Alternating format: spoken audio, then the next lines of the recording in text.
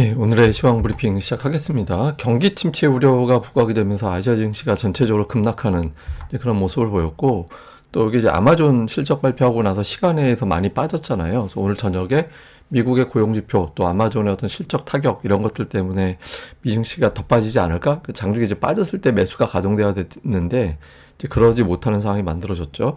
그리고 외국인들이 장중에 되게 세게 찍어 눌렀어요. 그러니까 후반부에 싹 다 줄이긴 했는데 선물 매도가 장중에 역대 최대 규모 거의 3만 계약 가까이 갔었거든요. 역대 최대가 2만 6천 계약인가 아마 그렇게 기억하는데 최대까지 가면서 장중에 대형주를 계속 누르는 그런 역할을 했고, 또 코스닥은 하락 종목 수가 사상 최대였습니다. 그러니까 상승 종목 수가 상장 종목 수가 계속 늘어났기 때문에 뭐 상승 하락 종목 수가 많을 수밖에 없는 환경이긴 합니다만, 오늘 같은 경우는 어쨌든 하락 종목 수 자체가 역대 최대 가장 많은 이제 그런 모습을 보여서 뭐 특별한 어떤 업종보다는 이제 전반적으로 매도 심리가 상당히 강하게 작용하는 그런 모습이었습니다. 뭐 이런 모습 나오게 된 건 이제 경기 침체 우려가 컸죠. 미국의 제조업 지표가 예상보다 후퇴를 했고, 제조업 지표 후퇴하는데 세부 항목 보니까 뭐 신규 항목도 줄어들고 있고 사람도 안 뽑는 것 같고 경기 둔화 시그널인 것 같다. 뭐 대부분 보면 이제 마이너스로 이제 밀려 있는 항목들이 되게 많잖아요. 그러니까 가격 지표는 플러스 나 있긴 합니다만은 뭐 신규 주문이라든가 아니면은 뭐 고용 데이터라든가 이런 것들이 크게 빠져 있으면서 이게 팔게 생산할 사람들 필요가 이제 좀 덜하다라는 건 이제 사람 뽑는 걸 좀 덜한다는 얘기는 생산할 제품이 줄어들었다. 그러면 경기가 만큼 나쁜 거 아닌가? 그러니까 이런 걱정을 하게 되는 거고, 신규 실업수당 청구 건수가 계속 늘어나고 있다라는 거는 고용시장 안 좋다. 한마디로 경기가 나빠지는 거잖아. 이런 경기에 대한 어떤 우려. 경기 우려되면 우리나라를 비롯해서 이제 수출 많이 하는 나라는 아무래도 부담이 되잖아요. 그러니까 실제로 보면 미국 지수, 그다음에 ISM 제조업 지수가 방향이 똑같진 않아요. 잘 보면 좀 다르긴 한데 큰 흐름은 비슷하게 가잖아요. 그런데 제조업 지표와 우리나라 수출 증가율이 되게 비슷하게 가죠. 역시 이것도 똑같이 타이밍상 일치하진 않지만 큰 방향은 비슷하게 가고, 또 코스피는 한국 수출 데이터하고 또 방향을 맞춰서 가기 때문에 미국의 어떤 제조업 지표 둔화는 우리 증시에는 타격을 줄 가능성이 있다. 이런 걱정을 일부에서는 좀 하게 된 겁니다. 그래서 오늘 아시아 증시가 다 빠졌는데 빠진 나라 중에서 두드러지게 좀 세게 빠진 나라 우리나라, 뭐 일본 니케이 지수는 오늘 마이너스 5.8%, 그러니까 지수가 마이너스 5.8%는 사상 두 번째래요. 네, 사상 두 번째 낙폭을 보였고, 대만 증시도 오늘 4.4%. 그러니까 우리가 대만이나 일본보다는 그나마 좀 덜 빠졌거든요. 그러니까 TSMC도 오늘 거의 뭐 6% 가까이 급락을 했잖아요. 그래서 전반적으로 수출, 뭐 여기 비중이 높은 나라들은 경기 침체에 대한 어떤 우려로 좀 타격을 크게 받는 그런 모습을 보였죠. 그리고 보통 이렇게 빠지면 대기 매수가 가동이 돼야 되는데 시간의 거래에서 실적 발표하고 나서 뭐 애플은 플러스가 나긴 했지만 아마존은 그 실적이 이제 잘 나오긴 했어요. 실적은 괜찮았는데 가이던스, 그러니까 실적 전망 우리 이렇게 될 것 같아라고 이제 전망을 했는데 그게 실망스러웠다라는 거죠. 그래서 뭐 시가총액 비중이 상당히 큰 종목인데 시간에서 7% 가까이 급락을 했잖아요. 그러니까 이런 모습을 보이다 보니까 이게 오늘 미증시 상황이 만만치 않을 것 같다, 이런 걱정이 있었고, 또 그 엔비디아 같은 경우도 주가가 오늘 7% 가까이 빠졌는데 이거 $100 장담 못한다, 그러니까 이런 어떤 해석들이 나왔죠. 그래서 빅테크에 대한 어떤 불안함 이런 것들도 역시 투자자들을 좀 압박을 하는 그런 이유로 작동을 했습니다. 그리고 뉴스가 막 투자들이 이제 이런 건 있는 것 같아요. 그러니까 지금 경기 침체 걱정을 하는데 사실 경기 침체 돌이켜보면 2008년도에 리먼 사태 터져가지고 경기 침체였죠. 2020년도에 코로나 이제 생기면서 어떤 대형 이벤트 빵 하고 두들겨 맞는 대형 이벤트가 났을 때 경기 침체로 갔거든요. 근데 또 다른 경우가 어떤 시나리오가 있었냐면 그 우크라이나 러시아 전쟁, 이게 이제 공급망 문제를 극한으로 자극을 하면서 공급망 망가지고 뭐 식료품 가격이라든가 그때 뭐 밀 가격 급등하고 천연가스 가격 급등하고 뭐 난리도 아니었잖아요. 그래서 거기서 비롯된 인플레이션발 경기 침체, 그러니까 이런 게 또 있었죠. 예, 이게 그러다 보니까 지금 중동 사태 돌아가는 상황 봐서는 혹시 또 이런 게 자극되는 거 아닌가? 그러니까 이런 걱정이 좀 있었던 것 같고, 또 국내에서는 지금 티몬 위메프, 그러니까 Q10 사태, 이게 지금 6, 7월 카드 결제 1조 2천억 정도 추정된다라고 하는데 이게 어떤 일종의 신용 문제 또 자극하는 거 아니냐, 이제 간단하게 넘어갈 문제가 아닐지도 몰라, 이런 걱정을 좀 한 것 같아요. 그래서 이런 뉴스들이 향후에 어떤 나비 효과를 일으킬지 모르겠다. 이런 어떤 우려가 이제 더해지면서 빠졌을 때 매수를 가동시키지 못하게 만드는 그런 이유로 작동을 했습니다. 그리고 종목은 SK하이닉스가 오늘 무려 10%, 이게 19만 원, 이게 21만 원 중요한 단계, 그 다음에 19만 원, 121선이 다음 단계. 근데 121선에서 지지가 되고 갈 만한 상황이었는데 여기서 이제 뭐 경기 침체 우려에다가 그 아시아에서 특히 반도체주 되게 많이 빠졌거든요. 그러니까 이런 어떤 흐름과 맞물렸죠. 그리고 오늘 블룸버그에서 어떤 뉴스가 나왔냐면 그 사실상 하이닉스가 아시아 칩주 중에서 리더 중에 하나였는데 이게 이제 그 AI의 스포트라이트를 받았던 종목이었잖아요. 근데 이게 주도권을 좀 잃을 수 있다. 그 이유가 삼성전자가 최근에 이제 HBM 관련해서 어쨌든 뉴스를 솔솔 뿌리고 있죠. 이렇게 되면서 삼성전자가 뭐 실적이 어떻게 되든 향후에 이제 테스트 통과가 언제가 됐든 스포트라이트 자체를 하이닉스가 이제는 못 받을 수도 있다. 물론 이제 지금 절대 다수의 어떤 증권사들은 매수 의견을 내고는 있습니다. 근데 경기에 대한 두려움과 그 스포트라이트를 빼앗길 것 같다라는 어떤 분석들 이런 것들이 나오면서 오늘 주가가 되게 많이 빠졌고 이게 빠지면서 다른 반도체주를 동반해서 끌어내리는 그런 역할을 했고요. 근데 반면에 이제 수출과 경기 침체 때문에 시장에 빠졌다 이렇게 단정하기도 애매한 게 자동차도 빠지긴 했는데 마이너스 3.75% 심지어 양봉이었어요. 그러니까 장중에 더 올라가기도 했었고 그래서 이게 꼭 이것 때문에 빠진 게 맞나 싶은 어떤 상황도 나온 거죠. 그래서 오늘은 사실은 경기 침체 우려보다는 이제 반도체 쪽의 어떤 걱정이 더 크게 작동한 것 같다. 그러니까 보통 미국의 ISM 제조업 지수하고 우리나라 수출 데이터하고 비슷하다고 하지만 그게 반도체 수출 쪽으로 평가하는 그런 분석가들도 많이 있거든요. 그래서 여기에 대한 어떤 걱정이 좀 있었던 것 같고 코스닥은 에코프로비엠이 플러스로 마감하면서 그나마 낙폭이 좀 덜했던 날이었어요. 그러니까 먼저 빠진 종목들, 먼저 고점, 이거 뭐 고점 대비 거의 3분의 1 토막 난 거잖아요. 그래서 먼저 되게 많이 빠진 종목은 오히려 먼저 맞은 매니까 오히려 이런 종목은 돌아설 수 있을 거야. 이렇게 이제 보고서 이런 종목 쪽에 약간의 매수, 뭐 엔터주 조금 올라가고 일부 제약주, 바이오주 올라가고 그런 건 있었죠. 그래서 어쨌든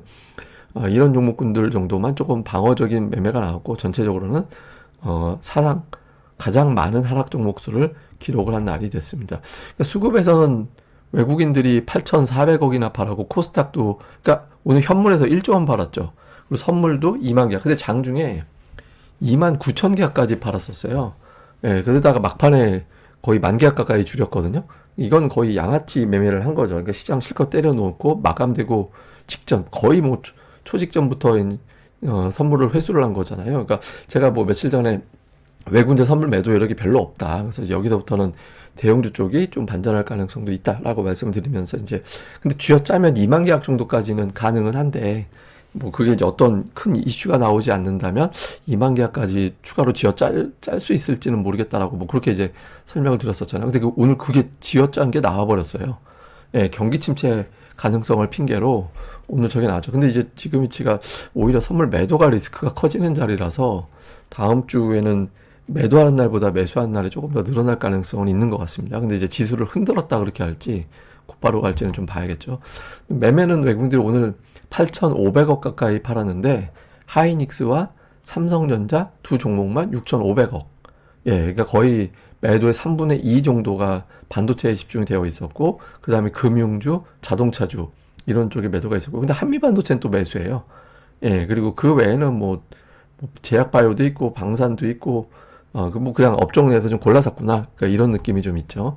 다음에 기관 같은 경우는 오늘 매도 7,800억 정도 팔았는데 코덱스 레버리지, 삼성전자, 하이닉스 여기 세 개, 예, 여기 세 개만 한 6,600억 정도 됐거든요. 근데 코덱스 레버리지라는 게 사실은 저 레버리지 비중 그 안에 포함되어 있는 게 우리가 그냥 단순하게 생각해 보면 그 안에 시가총액 비중만큼 종목들 담는 거랑 같은 원리잖아요. 그러니까 결과적으로는 삼성전자, 하이닉스 비중을 제일 세게 판 거나 똑같은 거죠.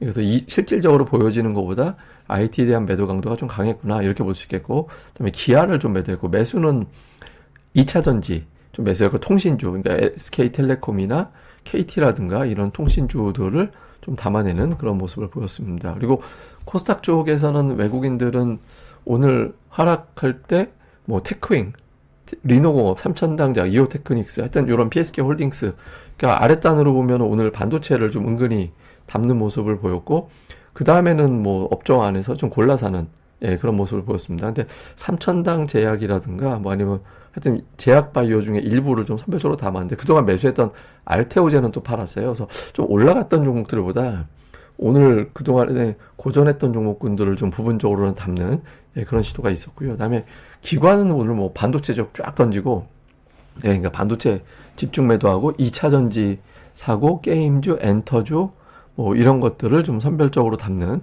예, 그런 모습을 보인 게 특징이었습니다. 고용지표 오늘 미국에서 나오거든요.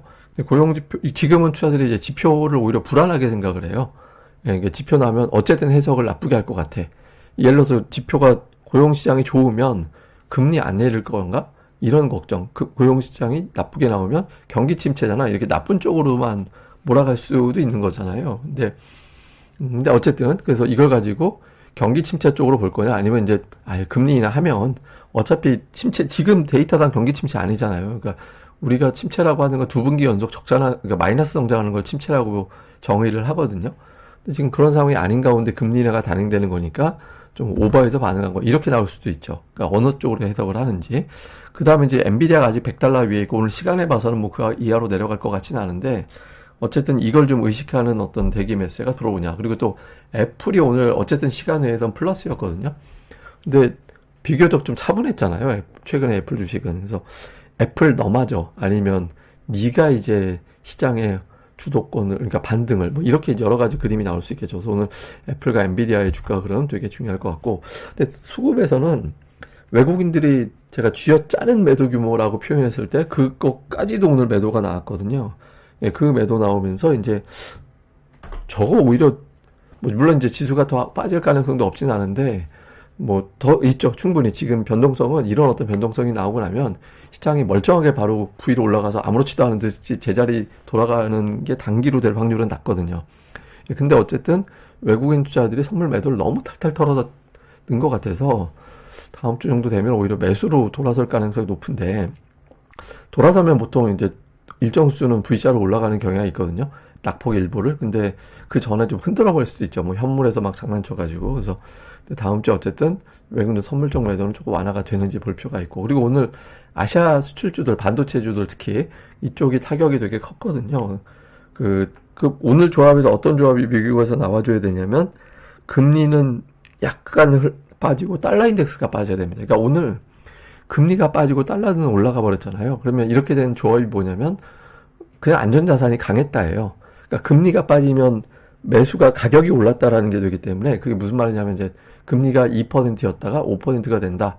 이래버리면 2%면은 98원인데 5%면 95원이 되잖아요. 가격이 내려갔죠. 그러니까 금리가 올라가면 가격이 내려가는 거거든요. 그래서 금리는 흘러내리고 달러 인덱스도 빠지는 게 신흥시장은 좋습니다. 그러니까 그래야 이제 수출주들도 이게 금리 빠지고 안전자산 선호도가 이제 낮아졌구나 이렇게 해석할 수 있어서 그런 구도가 나오는지 봐야 될 것 같고요. 그 다음에 경기 침체인데 저는 경기 침체로는 조금 오버한 측면이 있는 것 같아요. 그러니까 이 경기 침체의 정의는 두 분기 연속해서 마이너스 성장으로 가는 경우 그러니까 이걸 갖다가 어떤 경기 침체라고 해석을 하거든요.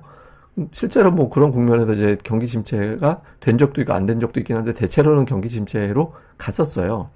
자, 그러면 여기서 이제 우리가 봐야 되는 게 그러니까 우리가 이제 2020년도 이후에 이제 경기 침체가 왔을 때 증시 반응이 어땠느냐.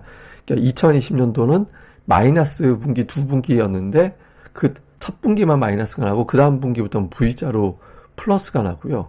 반면에 이제 2022년도 같은 경우는 두 분기 다 마이너스 난 데다가 그 앞뒤로도 더 추가로 계속해서 하락을 해서 무려 5분기 연속 하락하는 그런 모습이 나왔었거든요.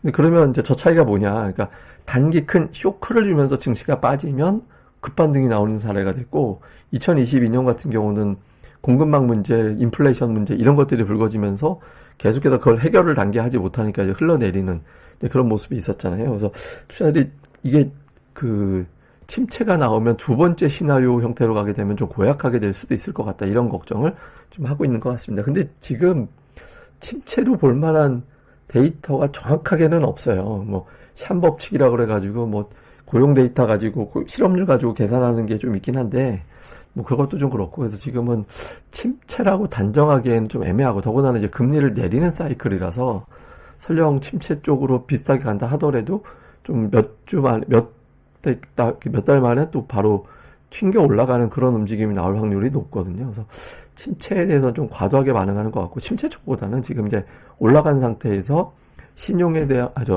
실적에 대한 부담감, 그리고 많이 올랐기 때문에 또 실적은 이만큼 좋아질 줄 알았는데 그만큼은 아니잖아. 막 이런 어떤 이제 좀 생각들이 좀 있는 것 같고, 거기에 대한 어떤 부담이 시장을 좀 떨어뜨려 놓은 결과가 아닌가. 그래서 좀 거기에 대한 어떤 부담을 이미 덜어낸 상태라서 좀 침체 쪽으로 가서 이제 2단 하락이 한 번 더 나올 거다라고 보기보다는 그냥 변동성 이후에 이제 종목별로 좀 반격이 나올 것 같다라는 쪽으로 조금 더 이제 무게를 두고 있긴 합니다. 근데 이게 뭐 침체로 가려면 또 여기서 갑자기 뭐가 또 계기가 돼서 뭐 리먼 사태 뭐 그다음에 코로나 같은 어떤 뭔가 사건이 더 터질 수도 있죠. 그러니까 뭐 중동 문제 같은 경우는 이란하고 이스라엘하고 전면전을 완전히 서로 영토를 직접 타격을 몇 년 동안 하는 그럴 것 같지는 또 않아서 그러니까 그쪽보다는 제가 보기에는 지금 단기 수급 문제, 미국 어닝 시즌에 자사주 매입이 중단되잖아요. 예, 자사주 매입이 중단될 때 또 공매도와 옵션 거래까지 또 붙어가지고 좀 변동성을 유난하게 재료를 또 확대 해석시킨 그런 측면도 좀 있는 것 같습니다. 근데 이제 중요한 건 수급이 안 돌아서면 뭐 지금 주가가 낙폭과되니 뭐 이런 게 의미가 없거든요. 그래서 다음 주에 특히 선물, 어마어마하게 찍어 눌러놓고 있는 저 선물이 돌아서는지가 관건이 될 것 같고, 오늘 막판에 이제 좀 많이 돌린 거 봐서는 이제 일단 주초에는 시도는 일단은 할 것 같다. 그 시도에 찍어 누르는지 아니면 이제 그걸로 끝내는지는 이제 주초에 어떤 아침에 반등 시도에서 흐름을 보면서 가늠을 해보면 될 것 같습니다. 자세한 건 제가 또 다음 방송 또 주말에 이제 내용을 정리해 드리도록 하겠습니다. 그리고 사실 오늘 장중에 제가 긴급 재난 방송으로 한번 올리려고 그랬었어요. 낮에 올릴까 하다가 마감 방송하고 내용이 거의 뭐 다르진 않을 것 같다라고 안 올렸는데, 혹시 다음에 오늘 같은 상황이 생기면 긴급 재난 방송 형태로 이제 장중에 또 올리는 것도 시도해 보겠습니다. 예, 감사합니다. 저는 다음에 뵙겠습니다. 이 방송 구독하기, 좋아요 꼭 부탁드립니다. 감사합니다.